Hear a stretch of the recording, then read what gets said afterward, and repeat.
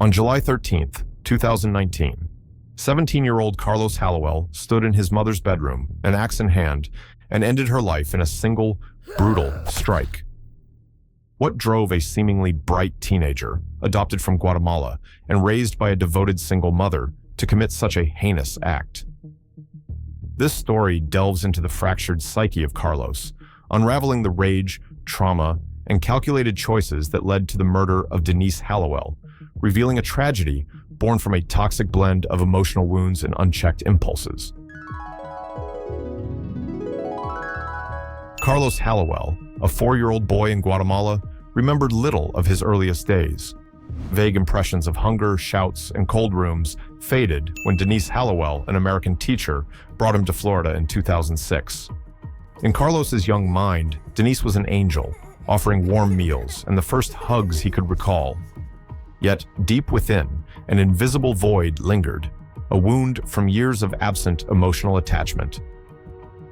At this stage, Carlos showed signs of reactive attachment disorder, RAD, common in children adopted later in life. He craved love, but struggled to reciprocate, leading to sensitivity to rejection and difficulty forming lasting bonds.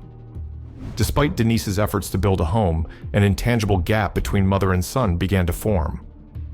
Growing up in Citrus County, Carlos was a gifted student, earning academic awards and excelling in extracurriculars. Denise, a teacher and single mother, held high expectations for him, but her parenting was strict, sometimes harsh. When Carlos erred, she didn't hesitate to use keys, belts, or whatever was at hand to discipline him. "This is for your own good, Carlos," she said, but each strike left an invisible scar on his soul.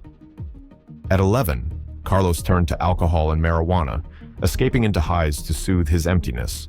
He felt trapped by his mother's control. Her criticisms, "You're useless," or "You disappoint me," cut like knives into his fragile self-esteem. Yet Carlos didn't fight back. He learned to stay silent, hiding the anger simmering within.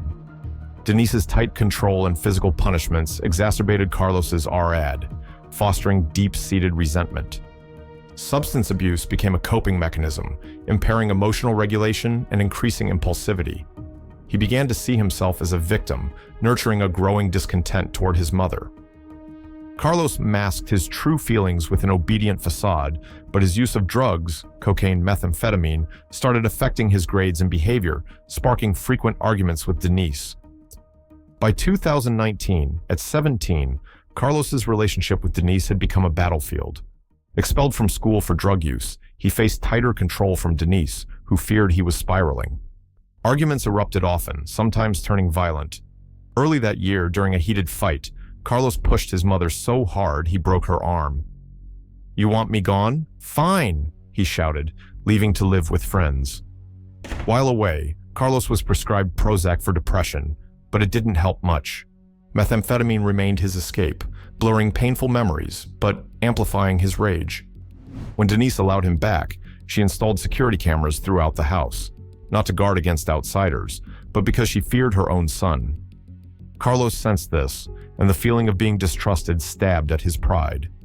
This phase marked an escalation of resentment and powerlessness in Carlos.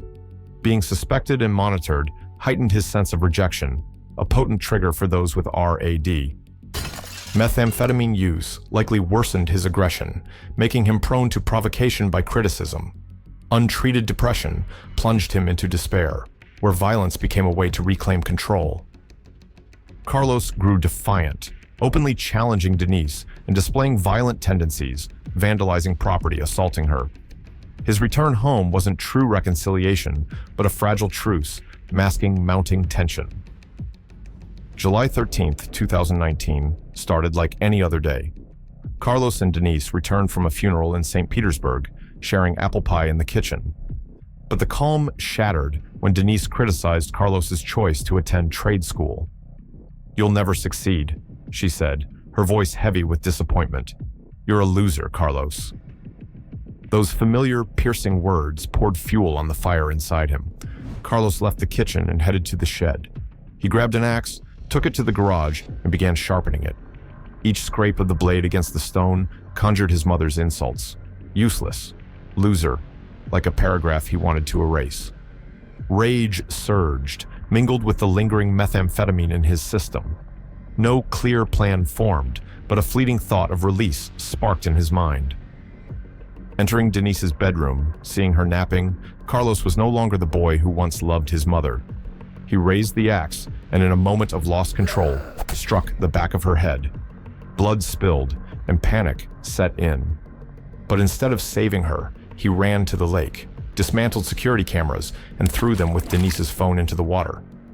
Then he called 911, his voice trembling but his mind clear enough to spin a story. He'd been asleep, heard dogs barking, and found his mother dead.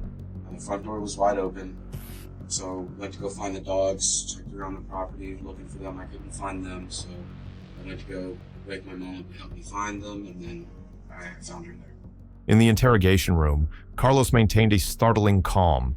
He recounted the tale of barking dogs and an open door, but his eyes betrayed no grief for his mother. When detectives confronted him with GPS data and lake evidence, Carlos unraveled. "I panicked," he said, admitting to throwing the cameras and phone. Finally, he confessed to wielding the axe, but claimed he couldn't fully recall the act.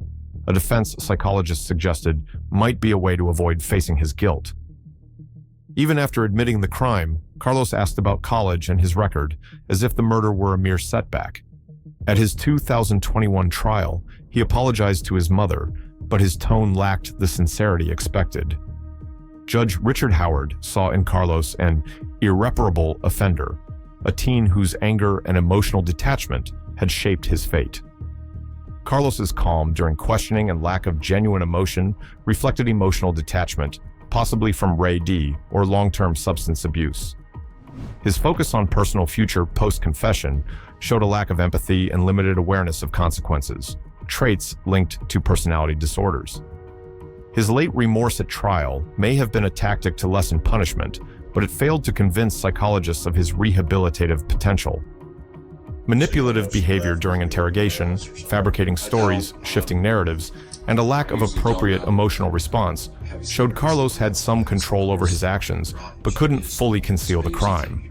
His confession under pressure reflected unpreparedness for a thorough investigation. So you don't know if she left to go anywhere else or something? I don't.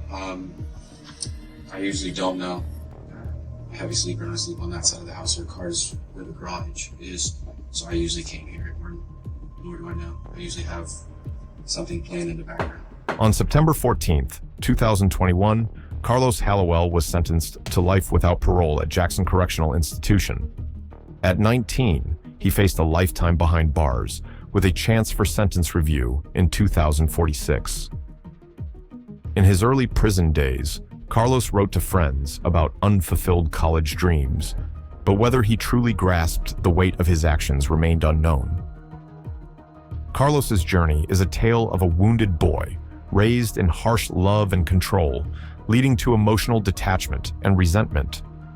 RAD made him hypersensitive to rejection, while substance abuse and depression eroded impulse control. His lack of empathy and manipulative tendencies stemmed from prolonged trauma and a volatile family environment. Carlos's crime sprang from immediate anger at Denise's insults, amplified by accumulated resentment and powerlessness. Financial motives, inheriting assets, played a secondary role, but concealing evidence showed calculation. Methamphetamine likely fueled the violence, but the final choice was his own. Carlos's actions blended impulsivity, attacking his mother, and calculation, sharpening the axe, hiding evidence, reflecting a struggle between emotion and reason. His manipulation in statements and emotional absence showed awareness of his actions, but an inability to face their consequences authentically.